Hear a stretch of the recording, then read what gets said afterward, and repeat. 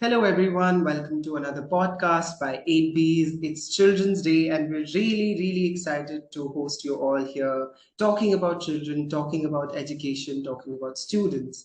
And when we talk about that, one pilgrim of education or one expert in the field that we have today with us is Miss Sunita Gandhi. Dr. Sunita Gandhi, welcome to aidbees. Welcome to our platform. We really like to welcome you with open arms. Thank you so much for joining this, and thank you so much for becoming a part of this.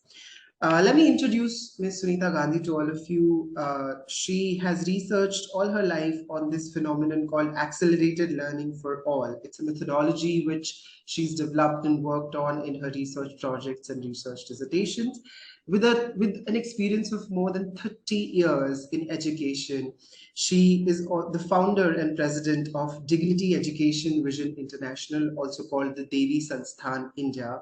She's finished her PhD in physics from Cambridge University, and also she's the co-founder of Council for Global Education. When I go on and on about introducing Ms. Gandhi, there's going to be a long evening, but let's welcome her and let's hear it from her as to how she feels. Ma'am, welcome to aidbees, and we're really glad to have you here.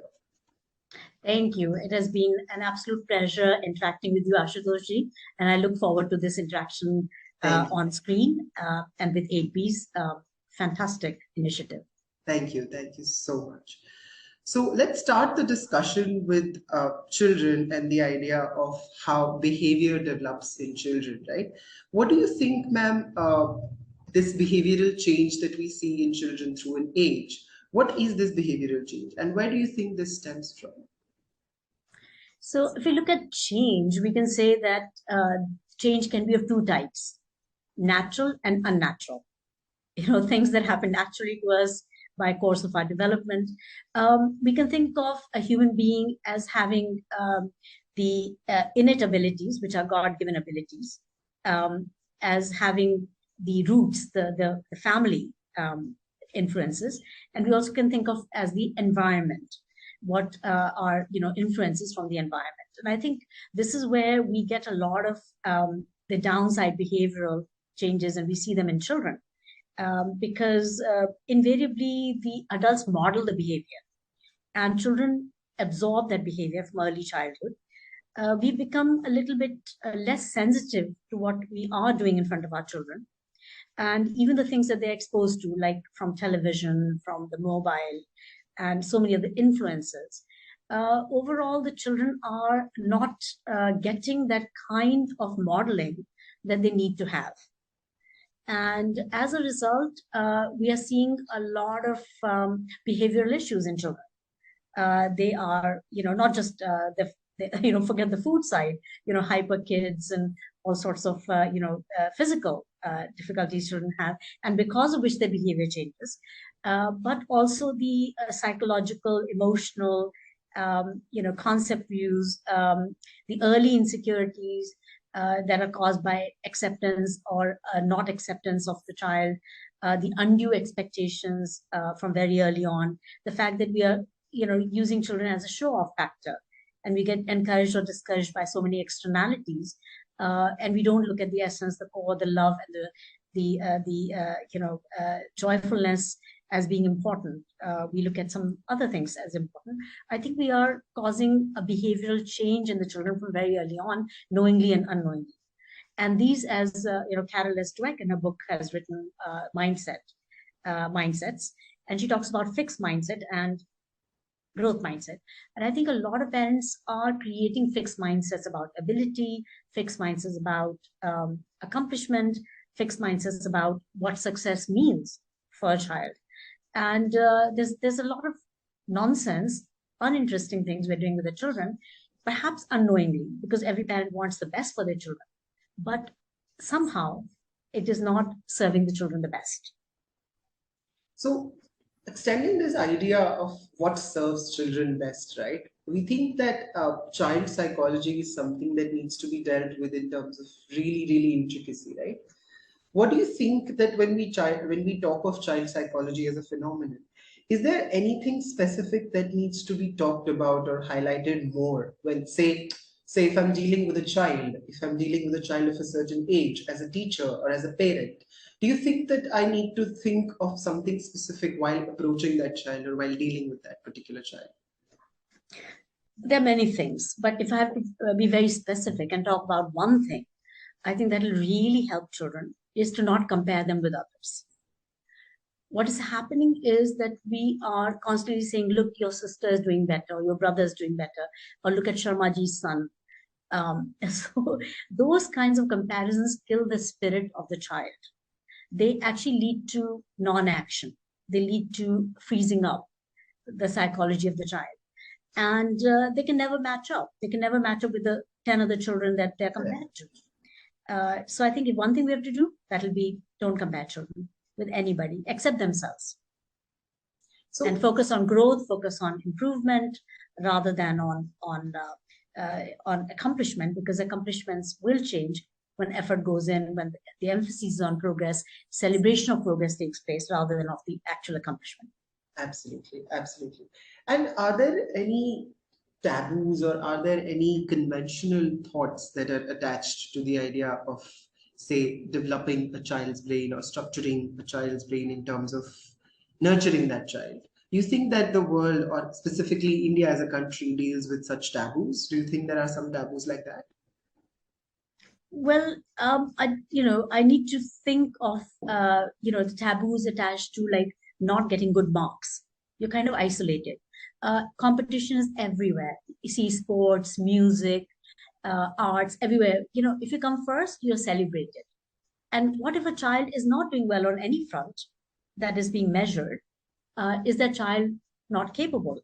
And I think that that taboo, the feeling of a loser that you walk around with is the worst thing you can do to our children. I think we need to get them to realize that they're capable of so many things, and that every one of them, whether they get marks or not, they're capable of leading very successful lives, being really good family members, being good members of their communities, contributing members of their country and the world. So I think we need to look at the fruit, at the tree rather, and its fruits, rather than at the beginning when we are seeing the child as a tiny plant. वो थोड़ा मुरझा रहा है, थोड़ा सा like they're getting a little wilted. They need a bit more water. They need a bit more encouragement. They need a bit of the correct environment to grow and flourish. And we don't give them that environment. We expect them to do really well. I think everything has to go, in a different way, so that all our children succeed and all of them feel they're not just, my daughter once wrote in her one slide PPT as a 9-year-old. She wrote about herself, and she wrote, kind, 1 in a million, marvelous, awesome, and lovely. And she said, guess who? Kind, 1 in a million, marvelous, awesome, and lovely. So then, and I saw this slide, I was like, wow. I mean, this is what every single child in the world should feel. They're 1 in a million. And do we do that? If we don't do that, we're doing injustice to the child, because they are 1 in a million. They're a gift of God to mankind. So, while we talk of nurturing this child, or while we talk of nurturing children as they grow up, do you think there is a role of the parent as the first teacher to this child? How do you assess that role in a child's life? So, yes, I think we can all agree that parents are the first educators. It's in the lap of the mother the child learns the first lessons. It's by the father who takes the child on a walk or talks to the child, how they interact with the child. The relevance of a parent is far greater than that of anybody else. After that comes the teacher. And when the child starts to rely upon the teacher and takes cues from the teacher becomes even more important for a period of time. So I may have a PhD, but my son will tell me, Mama, my teacher said this, she's right. And we've all experienced that. So at some point that allegiance shifts to the teacher, and the children want to prove themselves to the teacher. And I think the teacher becomes really, really impossible, the most important person in the life of the child. So between the parents and the teachers, they have shared responsibility to make sure that the children are doing well. So teachers also, as well as parents, have to become exemplary human beings. If they have a problem, and this is what my mother, who's a psychologist, says, and she runs the world's biggest school. She says that a teacher should put on the veneer of being a good human being, even if they have a flaw. For example, a teacher likes to smoke, but don't smoke in front of children. Don't talk flippantly in front of children. Put all your troubles, you're having troubles at home, put all your troubles outside the school door when you come inside. Walk on with a broad, big smile. And you need to become an ideal form of human being in front of the children. At home, for parents not to fight with each other, not to do things that are going to disturb the psychology of a child, or affect their very tender hearts. The way you talk to the support staff uh, in the school or at home with the maids and the people who help you, the helpers. Even the terminology we give them, the way we relate to them, how we deal with people who need help. All these things are part of the training and coaching that the children need, and they make the parent more relevant. There is a book called The Nurture Assumption, by Judith Harris. And that book talks about how it is increasingly not nurture that is causing the problem.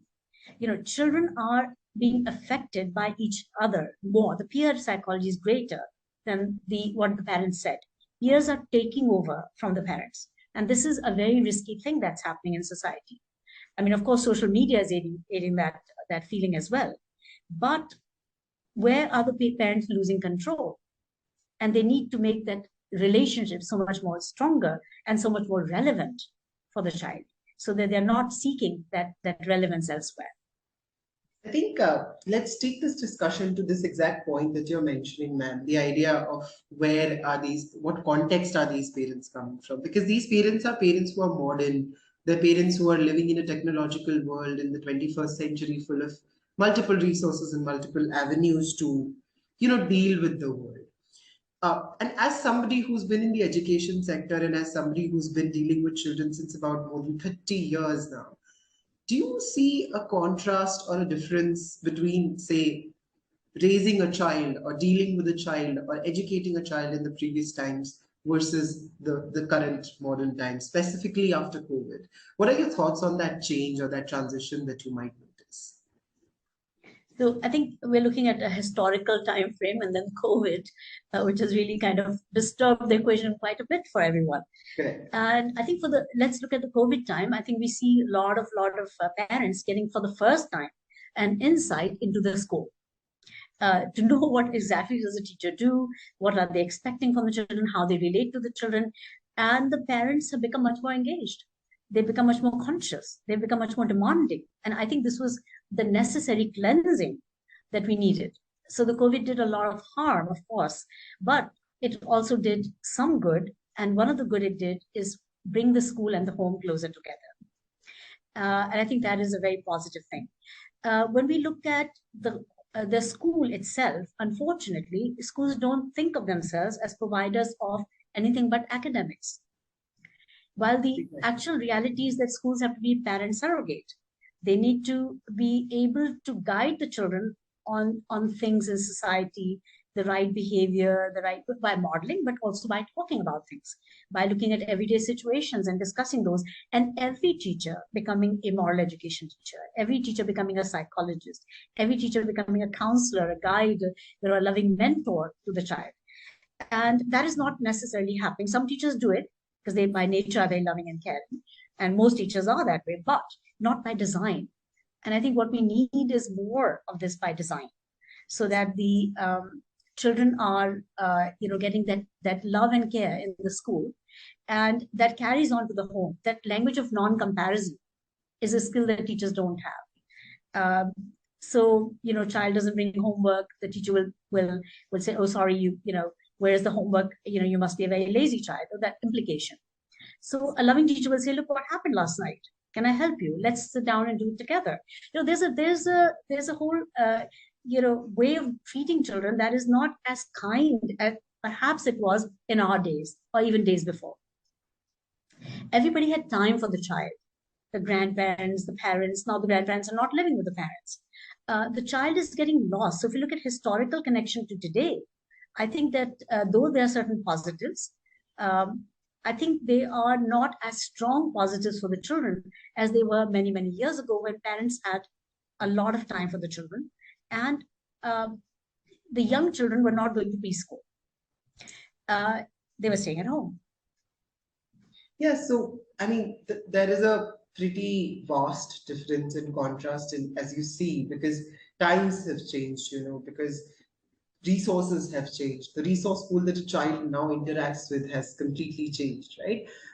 In that regard, where do you place this child who's growing into such an environment? Because as soon as you go ahead and like look at in a modern context, it's always said that today's kids are the parents of their parents. You know how advanced or how fast these kids have become, or how they grasp technology, or how they grasp something like a smartphone, or basically how they grasp individual responsibility towards things. So where do you place children in that context, specifically children of today who know how to operate a smartphone, who know how to interact with technology? Where do you place that, ma'am? I think a lot of parents have made the mistake to give smartphones to the children too young, too early. It is not the thing to do for the children. It's too much of a responsibility placed upon the child to be behaving themselves. There's a school I just learned about in the US that have volunteered to be part of an experiment in which the children, and these are young youth as well in that, like grade 12 school, they have not been allowed to bring their mobiles, nor have the teachers in this experiment.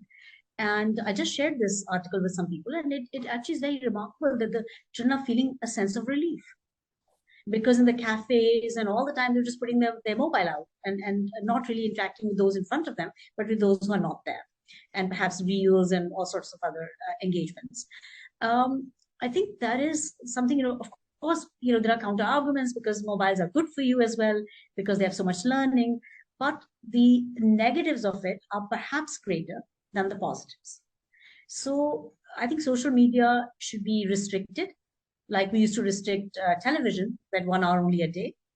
Now maybe social media, that we allow you 1 hour a day or something like that. It's hard, very tough, because they get used to it, and in fact they cry for it, and parents are tempted. Say, okay, let's at least stop that crying, and so in temptation they give that away. Or I'm busy with something, this will keep them busy. But somehow we have to figure out another way, because this is really holding hostage the future of the children. So modern times are very destabilizing for the children on many fronts, and we need to think hard, really think hard.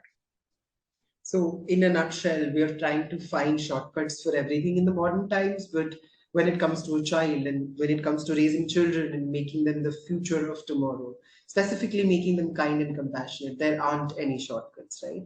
There aren't any short ways to make a child learn about certain things, right? The child has to grow on their own, and they have to learn on their own, correct? Well, that's really true. And we were talking about relevance a few minutes ago. Parents are losing their relevance because of the mobile, Correct. because of social media. And their kids are out of their hands. They're going to get influenced by peers.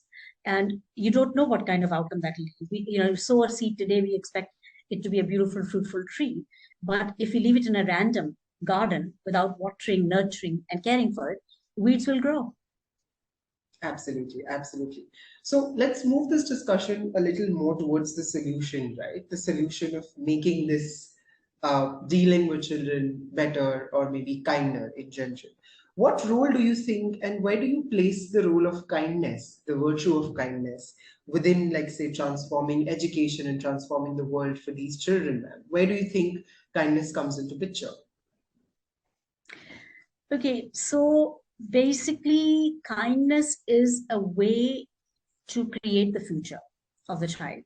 Because when we show empathy and kindness to our children, they carry that empathy and kindness into the world. Correct. I think we can all agree that we need a more humane world. We don't need smarter people as much, frankly, who can look you in the eye and still bring an economy down, like in Singapore. We need kinder people more. We need people who are honorable, honest, kind hearted, who are caring towards the elders, also towards each other. And if you do that, they will also be kinder towards their studies. They'll be more respectful to their parents' wishes. I think it really, what goes out comes around. When we take care of kindness, we take care of many things. The question always is, where do we begin a process of change? Let's say through conversations like these, there's some conscious level of agreement with the idea that we need more kindness. But where do you begin? So you've got the parents, you've got the society at large, you've got the schools. And I think, of course, we need to begin at all fronts because the situation is so very dire, so very much a necessity. We begin at all fronts, but we're not in control of all fronts. What we are in control of is perhaps the school, for example. So schools can lead the way. They need to nurture more kindness. And then parents be brought into the system because they come twice a year, 10 times a year sometimes. So why not involve them in carrying their kindness back into their homes and nurturing their kindness at home? That's very true. Like involving parents, teachers, and the students itself. I think it's a three-way process where a child grows with, kindness around them, because it just cannot come through one action or one school activity or one speech competition or one paper mash competition. It has to come, I think, from all sides, right? And that's where I think the child also becomes sensitive. So when we talk about this sensitivity, Sunita ma'am, where do you, like, how important do you think it is to teach this sensitivity to the children? Like, where do you place the responsibility of a parent in teaching this sensitivity to children, specifically the social sensitivity and the personal as well? By taking care of feelings, making feelings important, not marks. We sometimes ignore the feelings. When we meet a child at the end of the day, we say, how many marks did you get in today's test? We don't say, how are you feeling today? Are you all right? Did you have a nice day? What fun things did you do at school today? Laughing with the child, having fun moments with the children, being sensitive to the needs of others around, to your wife's needs, to your mother's needs, and to the elderly. I think we create a more sensitive environment by being more sensitive to the needs of others. And these were the values we had in our society a lot more in the past. So we need to bring them back into the fold today and make them important. When we nurture kindness, we also nurture sensitivity. When we nurture kindness and sensitivity, we nurture other qualities, because I am a firm believer that all qualities are interconnected. So yes. Kindness yields sensitivity, sensitivity yields, empathy, they're all interlinked, compassion, compassion for each other, understanding, respect, responsibility, all these are interlinked. And these are so important. And then, of course, the quality which is really lacking in society today is integrity and honesty. We're being very flippant about it, but actually it's not going to serve the future interests of the children if we don't honor and value integrity and honesty, especially honesty, because it's a skill that's lacking in the world. And what is lacking has high demand. There's a lot of demand for workers who have high integrity, sense of honor, sense of doing things with that incredible sense of belonging, sensitivity to the cause, whatever the cause they're with. And of course, honesty is something that is not available as much as it needs to be. So I think these are the rare qualities we need to teach our children. At the moment, they're rare. Also, it's very, very important to get children involved in social service projects from the earliest childhood. We're not talking about charity. Right. Charity is an old sentiment. It's a 19th century sentiment. What we need is a 21st century sentiment, which is basically service without any charity, sense of charity. Of course, it comes from empathy, kindness, but like, for example, doing joint projects with the children, building a drain together, building, sowing seeds together, collectively working, not seeing one as superior, one as inferior, doing a lot of collective studying. Apartheid in South Africa is created because of the fact that children live in separate areas. Same in the US. We don't call it apartheid, right. But it is a form of apartheid in Israel. Children live in separate areas. And I think these are the things we need to buy. We need to bring children to the same school like they're doing in the Netherlands and so many other countries. And this takes away those feelings of prejudices, capacity, caste, color, religion, all the differences that are tearing our society apart. I think our children need to come out of that into more empathy, more kindness, more sensitivity, more seeing people from the eye of beauty and wonder of the universe and that love in their hearts. Right. So it's more like making a difference through teaching these children kindness, through making these children volunteer for something, right? It's not that as a parent, I'm pushing my child out that, okay, go ahead and do this. More than that, as a parent, I should inspire my child to go ahead and motivate the child to go ahead and do things, right? Like, well, I think that's where the role of volunteering and the social responsibility of people in volunteering for various causes comes into picture, right? That's where you motivate and inspire children to do something that makes a difference, not in just their life, but actually in somebody's life who needs that help, right? Right. And this is what led us to come up with this program, which we call Global Dream, where you can just, we have an app you can download and start teaching. And young people all over the world are getting involved in this, where they download this app and they have short videos and things. You find an illiterate person and start teaching, because literacy is by far the biggest gift that we can give. Because it opens up doors for people for the rest of their lives. You don't want to see that child today on the street at age 60 still a beggar. Absolutely. You want them to come out of it. So, and the literacy is a big point. And we want children to be involved, and we want parents to encourage that. Many times parents say, oh, my child needs to study or teach another. What we need to recognize is this the best way to learn. Life's lessons is the best way to learn. So many values that the children need to know, and those will serve them in the future very well. And even the academics go better. Absolutely. So literacy is literally the backbone of the society, as they say.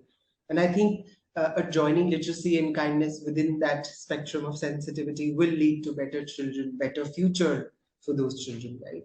I really, really am enjoying this discussion so much, ma'am, but time has a constraint and we all are constrained with time. So before moving on to conclude this session with you, I would like to know your thoughts on Children's Day and something that you'd like to tell every children, all beautiful children out there. Like any thoughts on the special day, ma'am? Okay, I think we should learn from Chacha Nehru and do good, be good, and I'd add to that, make someone literate. Absolutely gorgeous.